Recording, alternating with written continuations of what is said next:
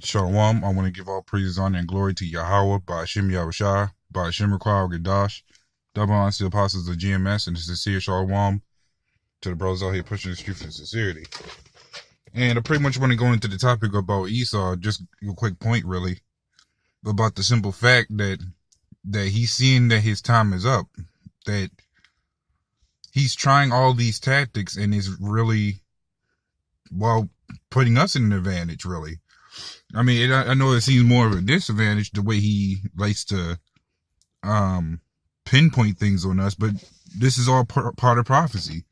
The more he does it, the more he actually speed things up.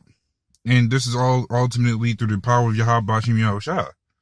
Because of the simple fact that we look forward to these persecutions. That we're seeing that these people are starting to see what we've been talking about. But like we say time and time again, it's not meant for everybody to wake up.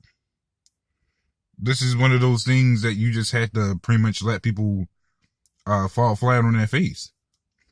And some will wake up to it. But we're only out here for the elect. And because that's what matters. That's the ultimate thing that always mattered. Aside from the prophecies, of course, telling Esau's fate and telling our people's fate. We go on and on with the list of things we do. We go into pretty much everything. Well, everything that's righteous. We ain't like those 5% that just go into a little bit of this, a little bit of that, and all the other mess. But we stick strictly into one doctrine. So this is all part of the Lord's plans. So when you read, what is it? Micah 2:1, it talks about how Esau works his iniquities upon his bed. And that's one of those things. Like he pinpoints things on us. He'll make up something to pinpoint it on us. He'll persecute us.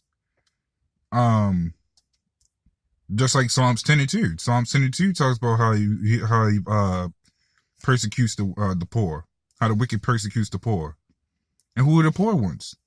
Us. Not just the 2/3. The 2/3 of our people are actually rich in this world for following behind Esau.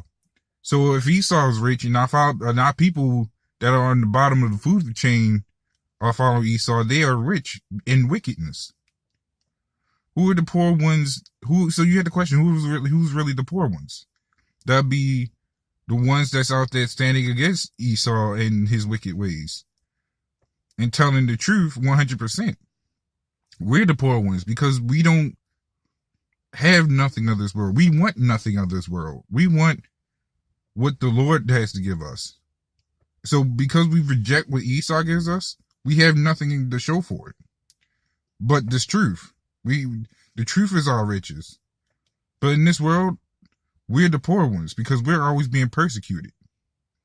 So when I gotta go back up to Micah 2:1, where he talks, like I read before, how Esau works iniquities on his bed. Those are one of those things, the persecutions, the poisoning of the air, the food, the water, you name it. The list goes on and on. So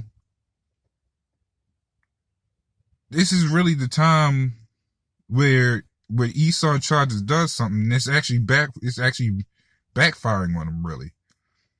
And these people don't know what they're really getting into. They'll follow behind Esau like zombies, which is what they are used to doing anyways. Because that's what they are anyways. They're zombies. But we're out there to wake up the Lord's elect, because that's what matters. And to prophesy the downfall of this place. Because that also matters. Because we want to get out of here. We want to see this place fall. We want to see these wicked people burn. Because of the simple fact that none of these people are righteous.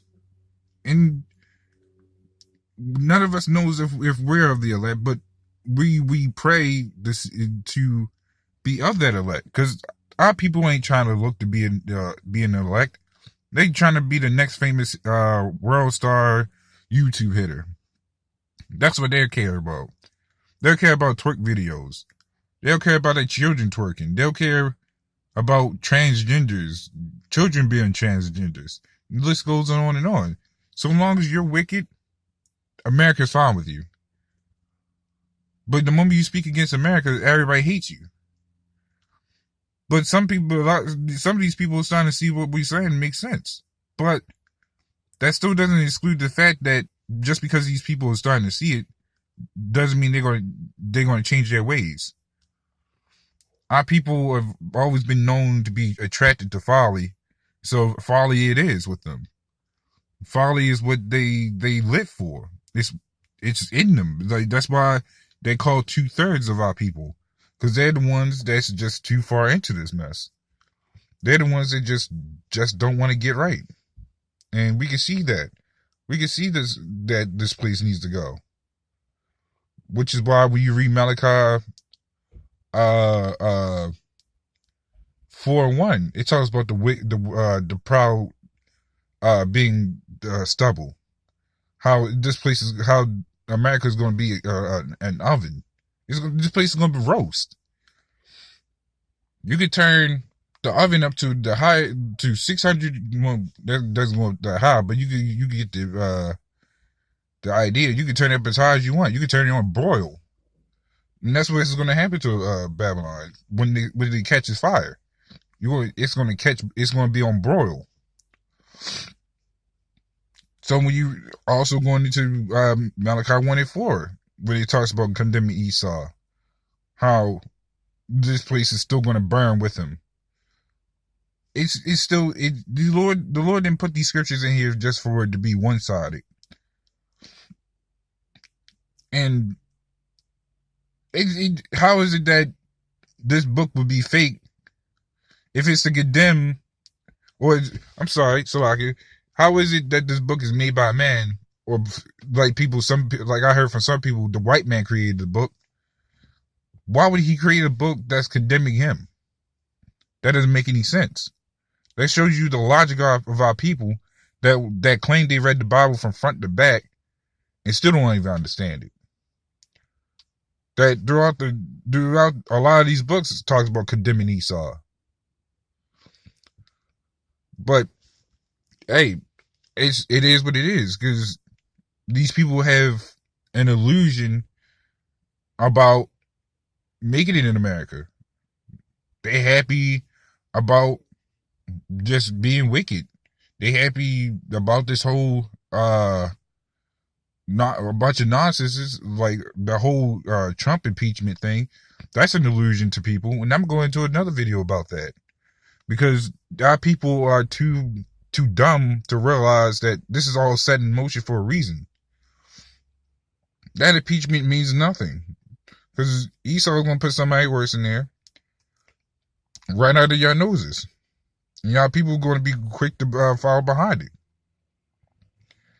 So that's all I pretty much wanted to get into. So with that, Shalom and death to Babylon.